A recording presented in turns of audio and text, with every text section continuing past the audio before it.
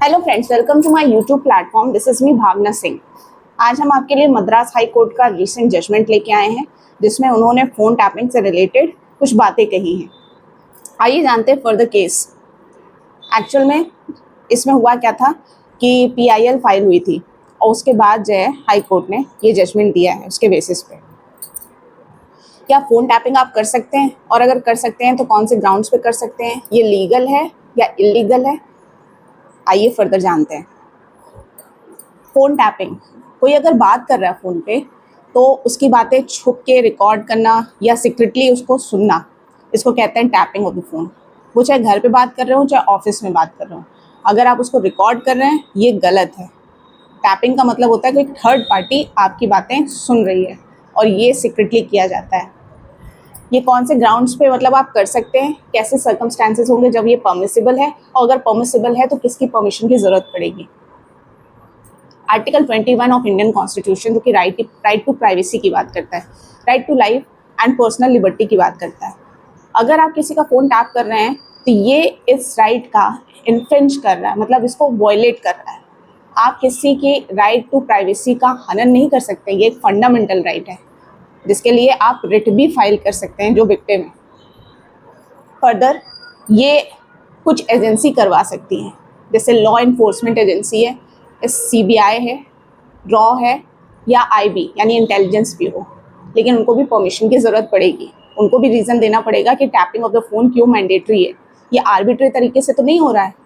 मतलब ग्राउंड्स क्या हैं कि अगर नेशनल सिक्योरिटी पे कोई थ्रेट है, सॉवरेनिटी या इंटीग्रिटी ऑफ द यूनिटी, उस पर कोई थ्रेट है, तब आप करवा सकते हैं। पब्लिक इमरजेंसी के केस में करवा सकते हैं, पब्लिक सेफ्टी उसमें करवा सकते हैं, या फॉरेन रिलेशंस आपके जो है ख़राब हो रहे हैं उस केस में आप जो है करवा सकते हैं।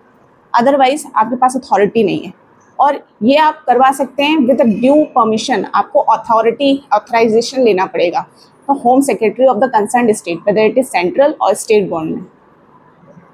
परमिशन लेने के बाद एक रिव्यू कमेटी होगी जो ये चेक करेगी कि जो मतलब इंटरसेप्शन आपने जो टैपिंग करी है वो मतलब ज़रूरी थी या नहीं थी, वो एक बार देखेगी।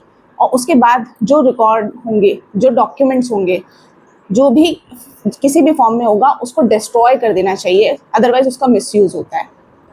राइट टू प्राइवेसी हमारा फंडामेंटल राइट है और ऐसे ही हम किसी के राइट टू प्राइवेसी को वॉयलेट नहीं कर सकते। फर्दर जो है section 5 subsection 2 of Indian telegraph act 1885, ये जो है इस एक्ट के अंदर आप फ़ोन टैपिंग कर सकते हैं। मतलब इंडियन लॉ के अकॉर्डिंग आप फ़ोन टैपिंग कर सकते हैं, ये परमिसिबल है।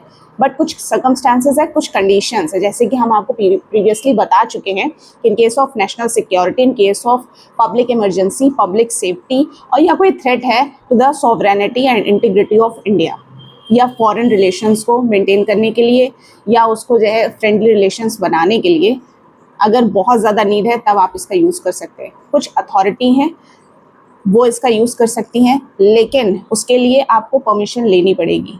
अगर आप इलीगल तरीके से किसी का फ़ोन टैप यूज़ करते हैं, यानी विदाउट ऑथराइजेशन या विदाउट परमिशन, तो क्या होता है, एक तो फंडामेंटल राइट का वॉयलेशन होगा। फंडामेंटल राइट का वॉयलेशन यानी वो हाई कोर्ट और सुप्रीम कोर्ट में जा सकते हैं, वो रिट फाइल कर सकते हैं। दूसरा, आप ह्यूमन राइट कमीशन में जाके कंप्लेंट फाइल कर सकते हैं, पुलिस में FIR कर सकते हैं। अगर एविडेंस आपने कोई भी ऑब्टेन किया है थ्रू इलीगल टैपिंग, वो एडमिसिबल ही नहीं होगा, क्या फ़ायदा होगा फिर। और उसके बाद अगर आप ये सब करते हैं तो आपको बहुत भारी नुकसान हो सकता है, क्योंकि कंपनसेशन भी पे करना पड़ सकता है विक्टिम को। और उसके बाद जो अथॉरिटी यानी जो लीगल रूल्स होंगे वो फॉलो किए जाएंगे। अथॉरिटी की आपको जो है परमिशन लेनी पड़ेगी, home secretary of the concern state और सेंट्रल गवर्नमेंट, हूसोएवर। होप आपको हमारी जानकारी अच्छी लगी होगी। ऐसी और जानकारी के लिए do like, subscribe and share. Thank you for watching.